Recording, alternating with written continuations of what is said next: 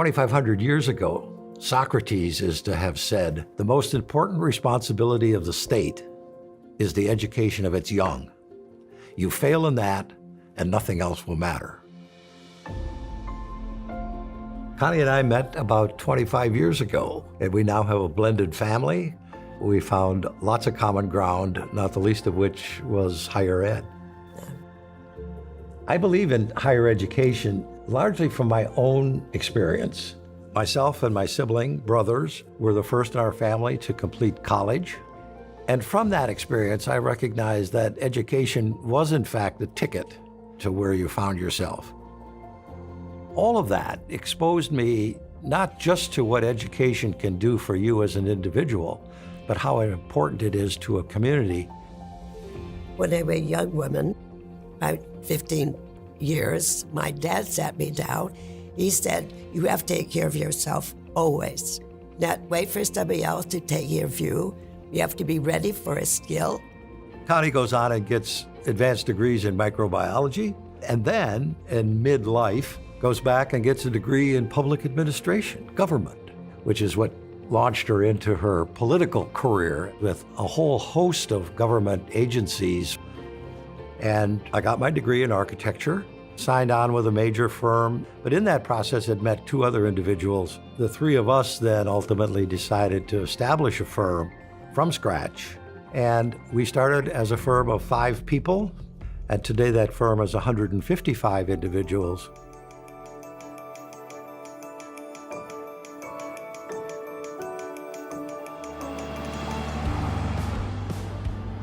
UW Bothell is a special place.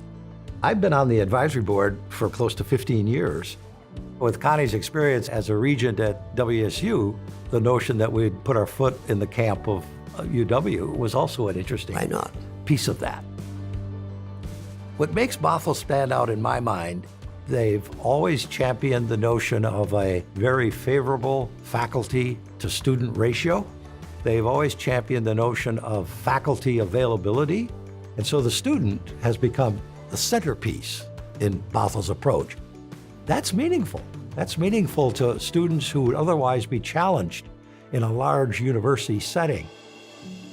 That is what makes Bothell quite special, and I think only in recent years the word has gotten out. And so here we are at a growth rate and a success rate that transcends anybody else in the state. So that has been enormously rewarding for me to be part of that process that matched up leadership talent with the needs of the institution. You know, there's lots of other spaces. There's going to be Discovery Hall 4 going over there. And you would still create the opportunity for extraordinary growth.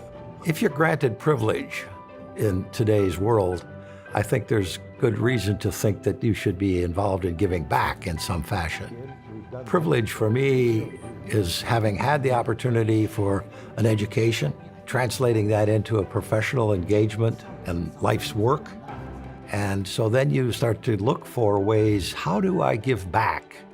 Connie has often spoken about how state support of even state institutions has so drifted downward.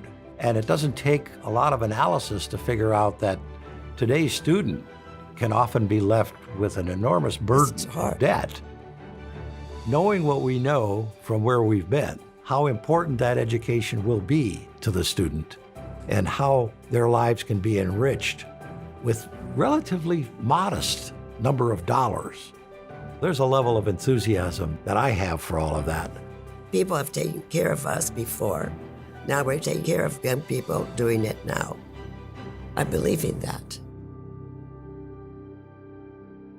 This year, Connie and Jud are receiving UW Bothell's Legacy Award because their continued commitment and support of this campus.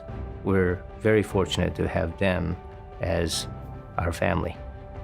It's indeed an honor. It's also very humbling. When you throw philanthropic dollars at education, that is investing in the future.